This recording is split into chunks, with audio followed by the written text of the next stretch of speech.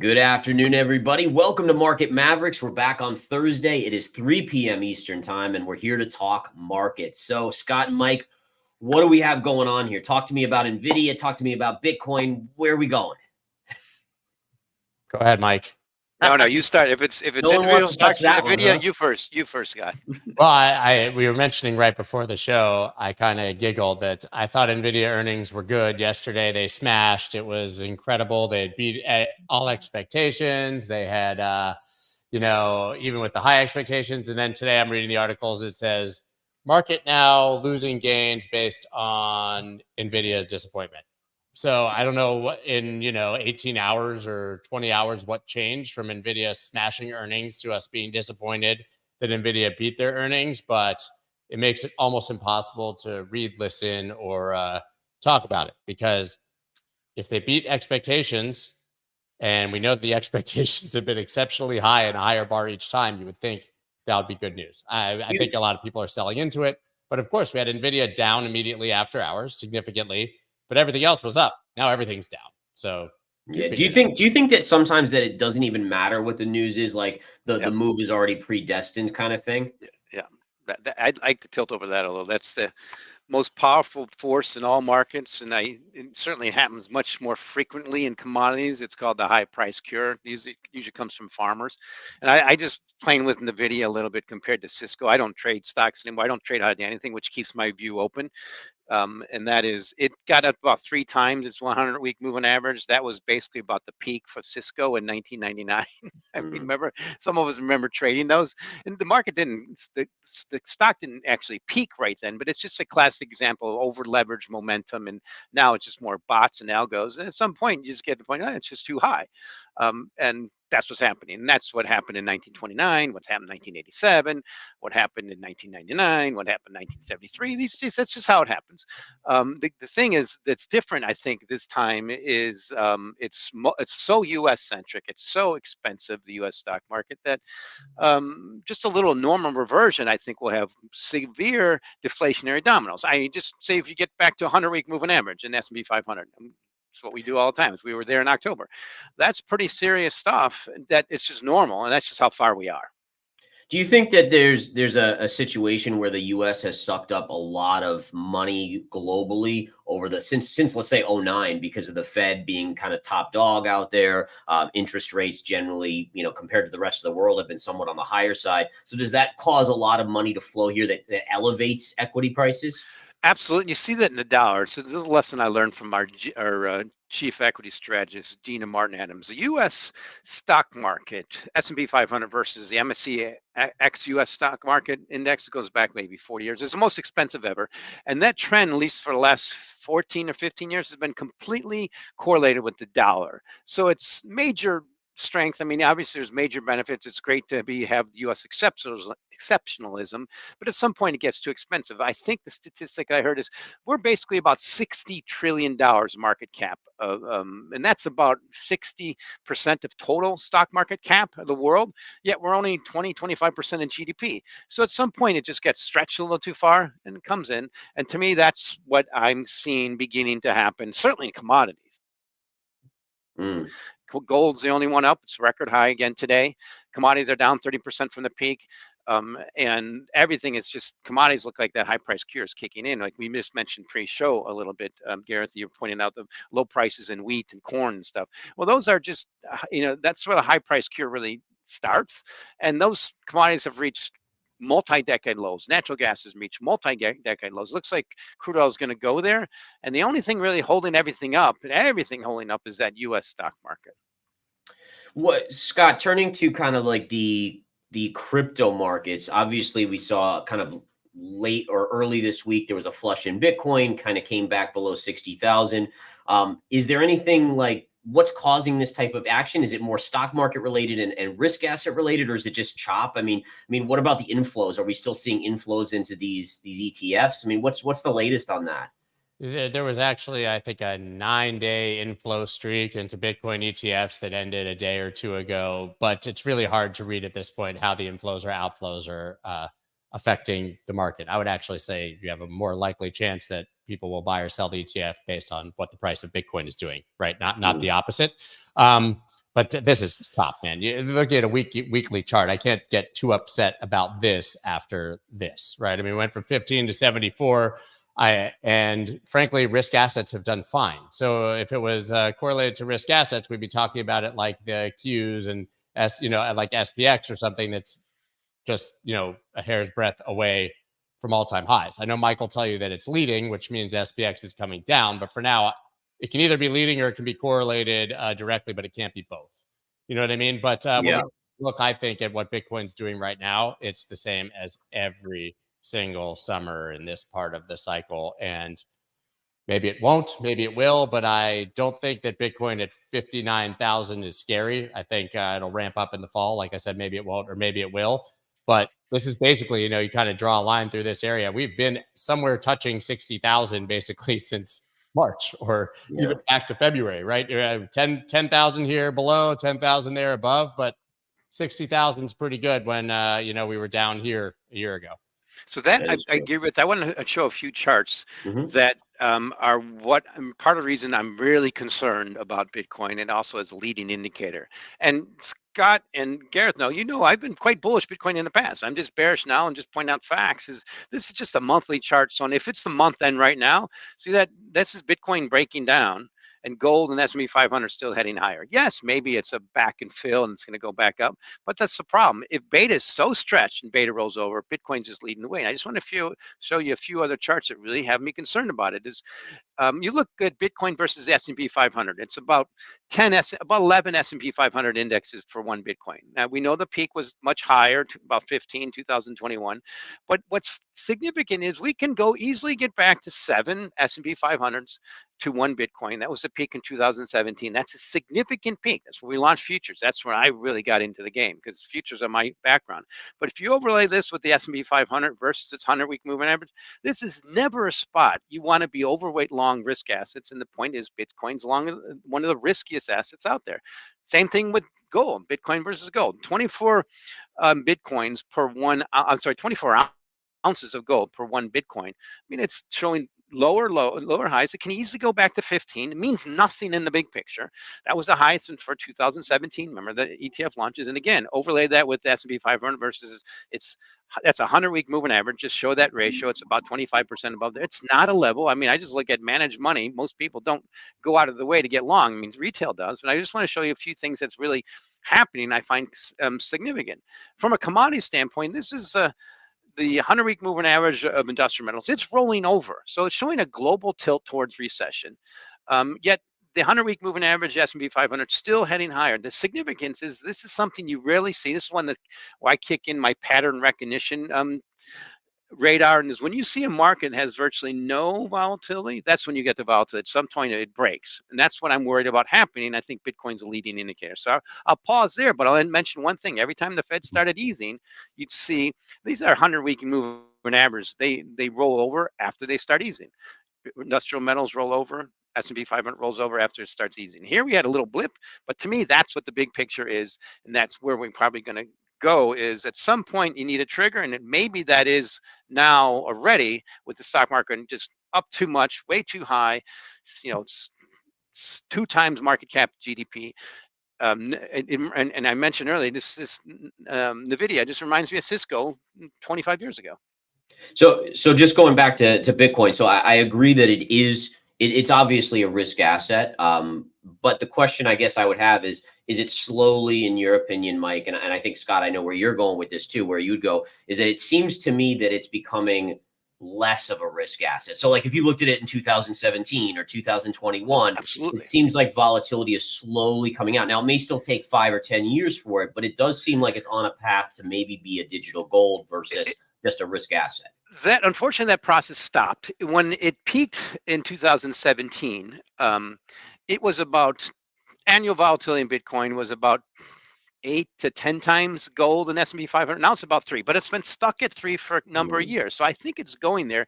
The thing is, it's not cherry picking levels. It's showing significant paradigm shifts in market and showing what's happened. What happened here was the launch of ETFs. Now, some of us waited for that for a decade, and we're really involved. That was a significant event at the same time of the high halving, at the same time that the stock market is making record highs. So we had a significant event, and it's rolling over for the event. So right now, as Scott points out, yes, it's just a hangover if you look at it alone. But the point is, the massive world getting into Bitcoin, you views it in a broader space of their portfolio. If it's going to underperform, and it has been, their broad Qs or Nvidias or even S&P 500, even gold, that's a problem. So it's got to start showing the oomph. It's started showing the upside. So here's my point: is I think Bitcoin is going to become attractive when it goes back to its enduring level versus, in this case versus gold around 15x, in this case versus 500 around 7x. And it's just still too expensive. That's basically, it's so not profound to say that, particularly when you have the stock market at record highs, the Fed just starting to ease, the disinverted curve just started to go back to in disinversion, and unemployment bottoming from a multi-decade low. Where would that? Sorry, I was going to say, do you have a price point on Bitcoin where that 15 multiple would mid-30s. I'm just pointing out right now, it's mid-30s is a standard 50% correction. Standard. Everybody who's held Bitcoin for a long time knows, it's nothing. You get right now, we've only had 25%. And yeah, but that's only based on if this is the top, and if you look at previous cycles, this is on the way up to new highs. Not if this is the dead top, we should be looking for 85%, not 50%. So I'm glad you pointed that out, Scott. I'm just trying to be conservative at the moment, because that's one thing I have to be careful with when I pointed out facts of my analysis without a bias. Sometimes you have to remember your audience. And I do know a lot of people are very long and get offended when you point out facts of markets that they might have a vested interest in. And that to me is, but right now I'm just number one thing at a time. This is the status right now. I just need to see a little bit of back and fill in the stock market to feel more comfortable about being long copper, being bullish crude oil, being bullish commodities, and Bitcoin's just in that space. I'm indiscriminate. That's also just one of the best leading indicators. The key thing I like to point about Bitcoin is the facts have changed for Bitcoin. We've got ETFs, we've had the halving, that all that stuff we looked at in the past where it had its, GBTC had significant discounts or its major ARBs and futures. The stuff I heard, I would get the questions from clients and ex-clients is like, Mike, tell me about this, tell me that. I don't get those questions anymore. I'm just pointing out that next big trade has kind of passed for now. Scott, I'm looking at the Ethereum chart here, and this chart looks so horrible compared to Bitcoin, at least to me, in terms of its inability to take out the previous all-time high. Like Bitcoin took it out. It had the run, but even on the ETF, it was kind of like a dud. Like comparatively, it was a non-event. We haven't seen the same hype around it. Price has now come down to levels that it saw in December of 2023. I mean, what's your take on Ethereum? What's going on here? Listen, I think that we're in the depths of summer, the summer doldrums. If you look at the 4-year cycle, you know that is exactly where altcoins should be if Bitcoin even hadn't have made that run up. As I've said, if we didn't have the ETFs, we'd be trading at $40,000 Bitcoin. Everyone would be saying that's pretty good. We're double where we were at the bottom. And altcoins would be dead and nobody would be complaining because they'd be waiting. What was different this time is that obviously Bitcoin had the run on the ETFs. But yes, I mean, it's very clear that this is a time to be in Bitcoin if you're going to be in anything. And that's been the case for many, many months. Something we've been saying here, something I said literally in March when meme coins were going crazy. I said, watch out. It's about to get really gross for altcoins and really boring for Bitcoin for the next 6 months. But I think that Ethereum will absolutely fly at some point when more money comes in. The problem is anything that came into Bitcoin is not trickling down because it came in through ETFs, right? You don't buy Bitcoin in a BlackRock ETF in your IRA, and then when you get bored, you can't sell that into like Solana, right? Or a meme coin. The past cycles, people would take their spot Bitcoin, get bored, funnel down into altcoins, and that was the cycle. So we're going to have some actual new retail coming into the native spot crypto markets for that to happen, which I do believe will happen in the future. But just going back to Bitcoin, if you look at the monthly and opens and closes since March, when I said that would likely happen, we're talking about a 15% range in monthly closes for almost 6 months. I mean, Bitcoin is dead. This isn't dead going to zero. I'm saying dead as far as volatility. I don't see how we can compare this to anything when other markets have been going so absolutely crazy. I mean, you go back any summer, these are the summers. You have this summer, last summer before it went up. We just had this long, boring consolidation. This could be distribution. I have no idea. I mean, to Mike's point, by the way, we had the 65,000 high drop to below 30. So that was a 50% retrace, right? And then back up to 69. So if that happened, Mike would actually be right. And he'd probably at 30 say, okay, enough. We go back up, right? But if this is a real high, then we need to pack it in for years and look for an 80-something% retrace. So, I just don't see, I see this as consolidation after a massive move from 15,000 to 74,000. I just don't see the expectation that this would have done anything. You shouldn't have continued up from that, right? To his point, he's right. The ETF hype ended. We had that trade, but we're still trading, $12,000 above when the ETFs were approved. That's 25% above the approval. It's pretty good. It is. It is. And I would just say too, is that the channel, there's a bullish channel on it. I think and I agree 100%. I mean, this is consolidation. There's no doubt about it. The only fear that I have is more that the stock market has a major corrective move. That will be a problem. And then that could potentially eventually, wear down Bitcoin. And I want to show you guys this and get your reaction to this. I was doing some research. In weekends, usually I look at the bigger time frames, and I was comparing the current S&P chart to 2007, and it's eerily, and I say eerily similar. And so what we see here, guys, look at this. You had this up move, which was a bull run up. We had a 6% drop with a low. We then had the next bull run, right? We made our all-time high there. We had a 10% drop, a higher low, and then we've shot up almost to all-time highs. And if we go back to 07, big run up, 6% correction, so identical correction percentage-wise, low, big bull run, 11% drop. So the one currently was 10%, but this one's 11, and here we've shot up almost to all-time highs, right? Or we did back in 07, we shot up and actually made a brief all-time high right here before we obviously know what happened after that, right? That looks like the 65 and 69 highs on Bitcoin just on steroids too. Yeah. Right there. So right there. Can I follow up on that? Because that was 2007 was a really rough year for me. I was trading actively, partly because I had my best year ever in 2008, and I just got the same signals you pointed out there, same things I'm feeling now. What was the VIX looking like then compared to now? Because that's what was my key signal back then. It was just too low, and at some point it's going to revert up, and I sense it right now. That's a great question. Yeah, I'm going to go back on my weekly and take a look back here. I'll show my chart for you guys here. But going back to the weekly, so yeah, I mean, this is the kicker, right? Is the VIX in how long and low it was?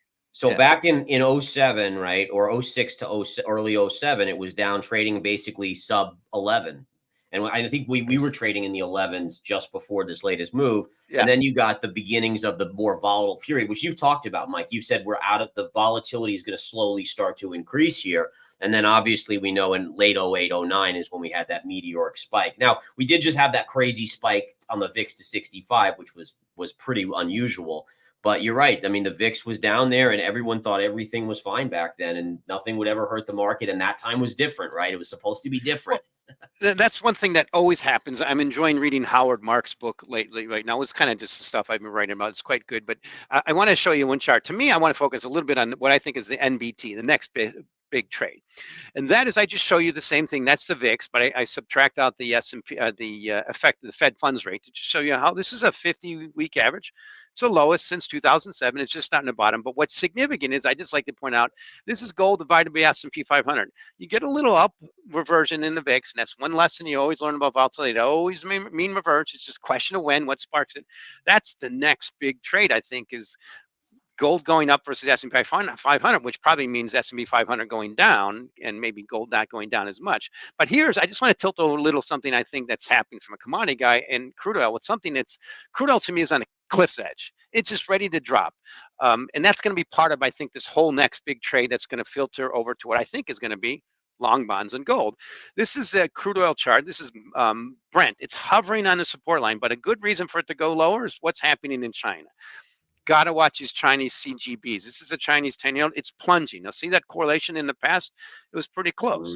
So to me, this is also another thing. This is the Bloomberg Energy Index divided by gold, and it's had a very high correlation with the U.S. 10-year note. The U.S. 10-year note right now is about 160 basis points above China. It's like it typically trades at a 65 or 60 basis point premium in yield, but now it's a discount, but now it's a premium. It just to me, at some point, there's the next big trade here is, yes, we can mutter around here in the stock market forever. And at some point, I think we're going to get something like this. With all this is going to mean revert U.S. 10-year notes yields drop Mike, towards, what are those red vertical zones? That's recessions. Okay. Yeah, so just marking recessions, and that's one thing that we know that's never going to happen. But that's the key thing I like to think that's, that pendulum for no recession, or that for severe recession a year ago that was wrong and swung all the way away from no recession, just starting to tilt back. And you see that. And one thing I was struck at this morning, I looked at, there's a metric and a term I enjoy. It's called economic surprises. There's probably a dozen of them for every country, most notably for the U.S. and the world, and almost every thing I looked at, our economic surprises are lower. I mean, you just measure what's the surprise in all the indices you look at. I mean, is unemployment higher or lower? And they're all negative at the moment. So it's just leading. Maybe it's a potential for the catch up of what the distortions of pandemic. And that's what I think you see here. Also, it's just, this is what I look at is I'm still bullish gold, and it's out. It's, it's, if you're holding gold for 3 years now, you're beating the S&P 500. And I don't hear anybody talking about AI and gold much lately. Yeah, I think that's a great point too. And with Nvidia's earnings, I think the key with Nvidia's earnings is they were great earnings, but they just weren't good enough to keep the bubble expanding, right? And at some point, we know that margins contract, right? It happened with Tesla, and I use Tesla because I think it's such a great case where in 2021, Tesla was dominating the EV sector, was the only game in town. The hype had run it way up, and then it corrected 75%. And I think, you look at the AI trade, it's really probably been the main driver of the latest bull run from probably October of last year through now. And if that's faltering, what's the next catalyst? Is there a new catalyst to take the stock market back up versus, starting to see that bigger rollover that we're seeing? So, well, I'm worried about the big picture macro that we all appreciate from Jeff Booth, the price of tomorrow, and that is rapidly advancing technology. Now, what's happening to Tesla? I can buy a BYD car from China. Obviously, I can't buy it because we have to have tariffs to prevent these vehicles coming to this country and in Europe and Germany. It's going to crush domestic automotive manufacturers. But at half the price I can get here, it doubled the efficiency. And so what's happening to Tesla? Well, Chinese stole their technology. I mean, I would if I were them. They did. What's happening to Apple? Huawei just announced that they're doing better. And it's at some point, it's always happens. And, right now Nvidia's on this, it's the star to shoot at. And believe me, there's people shooting at it. Yeah. Scott, one question I had about the crypto markets, are you seeing any slowdown now? I mean, it's obviously the summer, but like, is there a significant slowdown in interest in crypto right now? Yeah, there is. Oh, absolutely. I think we're at that point where people have just checked out. The only people left are the ones bitching and complaining to each other on Twitter about which meme coin's going up and down. Nobody seems particularly interested in inflows and outflows and any of the metrics. And to me, that's literally just August and September in crypto, and we've seen it over and over and over again. So it doesn't necessarily bother me. And I think, the plumbing is still good. You talk to the guys at Bitwise and they say, all these wirehouses are going to come on finally in the fall and into the winter. And we just saw that Morgan Stanley turned on, and we know that UBS and all these are coming. So institutionally, I think we're still building, but that's not what like the retail gamblers want to see, right? They just want to see exciting price action. We all know that higher prices beget higher prices, right? So any significant movement is going to get interest back really, really fast.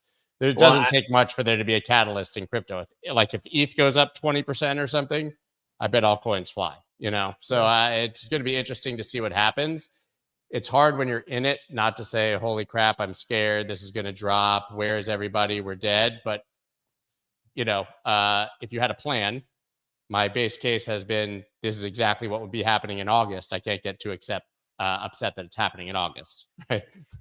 Yeah. And by the way, I still remember what you said back in March of 2024 when the meme coins were going nuts again and people were calling for an altcoin season. And you said, this isn't the way. This is the top, not the bottom of something like that. Yep. And that's exactly, I mean, some of these charts on these alt, I mean, the alts did have like a 20-30% bounce, but that's like running your mill bounce for them. But yeah, I mean, they've gotten ADA, XRP, the big names, these are down 90%. Yeah. I mean, there's never been a movement for these. You can't be confused that Solana ran. Okay. So that was the altcoin season with Solana. right? There were these little moves, AI or adjacent coins or RWA, real world asset coins, these little sort of sectors that would have their 2 or 3 weeks. But it was Solana, which was the most disproportionately beat down by FTX and Sam Bankman-Fried token that there was. So the very fact that Solana didn't die at $8 and that people stuck around and their developers stuck around meant that its mean reversion, just like getting back to where it should be, was the trade of the century, right? Because you could have just made the argument at that point, the highs was in the mid 200s. If it was even down to 100, that was probably decent value, and you're sitting at $8. Amazing. So I think the fear surrounding FTX and SBF really beat Solana down, gave it a lot more room to run just to catch up. And that caught that momentum where, like I said, once you get the momentum and prices go up, you get the FOMO and it overshoots. And then it kind of came back down to a normal value, but nothing else has run. That's why people are so frustrated and angry. They saw Bitcoin go up and they're 90% exposed to altcoins in this market, and those haven't run. And you get this impression that a bunch of people are getting rich and you're not, and they're depressed. But we just haven't seen the movement at all. I'm hoping that we will. But Scott, what you described, I think, is what I find so fascinating in this space is the amount of speculative excesses, and just it's okay. I mean, I'm from that environment, born and raised in the trading pits in Chicago. But it's the key thing I also enjoy about Bitcoin is sometimes when you express an opinion that's a counter to what someone agrees and they get angry with you, their position, they're overweight. And it's like, good luck. And I get that a lot lately. So I'm sorry, but you mentioned it's just a lot of speculation, and that's okay. But just know one lesson we learned in trading pits is never trade without stops. Well, and try to trade without emotion too, right? I mean, essentially, it's the emotion is what gets people, not only in crypto but in stocks and everything else, is that emotion kicks in. And the markets, again, the markets are almost, I always said, like, the markets are almost like an entity that's alive. Like, it knows just the buttons or the levels to push things to make you make the wrong decision. Maximum pain, on your right? coins. Direction of maximum pain. Yeah, absolutely. All right. So Mike, you were talking about how money has obviously been sucked into the US, and you were talking about China, oil maybe dropping because of China. Is there a trade here, like a reversion trade potentially in China, or is it like stay the heck away, it's too risky? Exactly. I've been thinking that for a while. You look at the Hang Seng, the Hang Seng Index divided by S&P 500. It's just plunging. And it was up on a good uptrend until like the last 10 years. I fully expect the Chinese to do what the Japanese have done. And our ETF people have written about that, Eric Balchunas and James Seifert. They should come in and start buying their own market. I mean, they have to support it. But they're doing less than I had thought. And I think partly because that's how bad things are. Everything I read on the Bloomberg terminal, I type in BI China, NI China. It's just how bad the housing market. The statistic I heard recently is our housing market peaked around 10% of GDP in 2006. Theirs is still around 30%, and that's just heading lower. So I look at China as just a classic case of mean reversion of a rapidly expanding emerging market, and it's going to go down in history as, to use American vernacular, and people look back at what happened and say, Mr. Z, what were you thinking when you did that unlimited friendship? Because that shifted the world with the ex-enemy of the US, and it's just get me out of China right now. So and you've seen that in bond yields, which I show here. You've seen that in the stock market, and I don't think it's going to get better. There'll be bumps in the road, but that's where I look at it. The inordinate burden U.S. stock market has to stay strong. But it's also the rest of the world realizes they can't really do business in China anymore because it's not China, it's President Xi. Yeah, it does make it tough when you never know what news headlines could come out. And there's always that lurking Taiwan situation, potentially invasion of Taiwan, that makes investors like myself. I mean, I have small positions that I've accumulated, but it's, I look at the valuations of Alibaba at eight times PE, right? A PE of eight times earnings. And it's like, man, that's like super low. But then you're like, yeah, but there's these risks, and it just makes it so hard to kind of go in heavy on some of these trades. So here's a question. Here's a question for you in the chat and our audience on Taiwan. So when Saddam Hussein invaded Kuwait, U.S. seized about 30 billion of assets. When President Putin invaded Ukraine, we've seized us and European seized about 30 300 billion of their assets. Just imagine if there was a Chinese invasion of Taiwan, how many assets would be seized? I mean, they do other IPOs here. There's just such a massive amount of money that would be. It's just kind of from an economic standpoint. And what would stop that from happening? I mean, all wars right now are really, I mean, obviously they're Cold War 2.0 and hot, but also a lot of them are economic. And that's just something I think that to lay out there. If that were to happen, the amount of assets would be locked up is just striking.